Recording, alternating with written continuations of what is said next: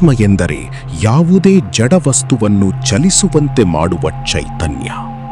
ಆತ್ಮ ಎಲ್ಲಿಯವರೆಗೆ ಜಡವಸ್ತುವಿನ ಜೊತೆ ಇರುತ್ತದೆಯೋ ಅಲ್ಲಿಯವರೆಗೆ ಆ ವಸ್ತುವಿಗೆ ಚಲನೆ ಇರುತ್ತದೆ.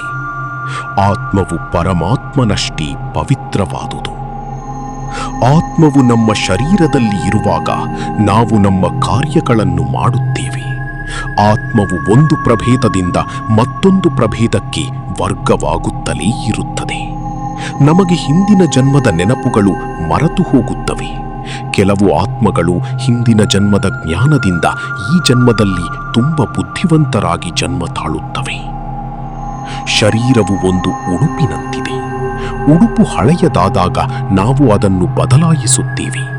ಅದೇ ರೀತಿ ಶರೀರವು ಹಳೆಯದಾದಾಗ ಆತ್ಮವು ಅದನ್ನು ಬಿಟ್ಟು ಮತ್ತೊಂದು ಶರೀರವನ್ನು ಧರಿಸುತ್ತದೆ.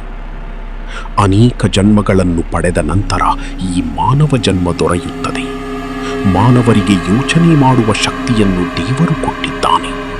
ನಮ್ಮ ಜೀವನದಲ್ಲಿ ನಡೆಯುವ ಪ್ರತಿಯೊಂದು ಘಟನೆಗೂ ನಾವೇ ಕಾರಣರಾಗಿರುತ್ತೇವೆ. ನಮ್ಮ ತಪ್ಪುಗಳನ್ನು ಸರಿಪಡಿಸಿಕೊಳ್ಳಲೆಂದು ದೇವರು ನಮಗೆ ಪದೇ ಪದೇ ಜನನ ಮರಣಗಳ ಬಂಧನದಲ್ಲಿ ತಿರುಗುವಂತೆ ಮಾಡುತ್ತಾನೆ. ಯಾವಾಗ ನಮ್ಮ ಆತ್ಮ ಸಾಕ್ಷಾತ್ಕಾರವಾಗುವುದಿಲ್ಲವೋ ಅಲ್ಲಿಯವರೆಗೆ ನಮಗೆ ಮುಕ್ತಿ ಸಿಗುವುದಿಲ್ಲ.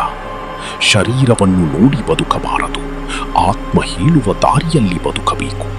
ನಾವು ಶ್ರೀಮಂತರಾಗಿರಲಿ ಅಥವಾ ಬಡವರಾಗಿರಲಿ ಅದು ಶರೀರಕ್ಕೆ ಸಂಬಂಧಪಟ್ಟದು, ಆತ್ಮಕ್ಕೆ ಅಲ್ಲ.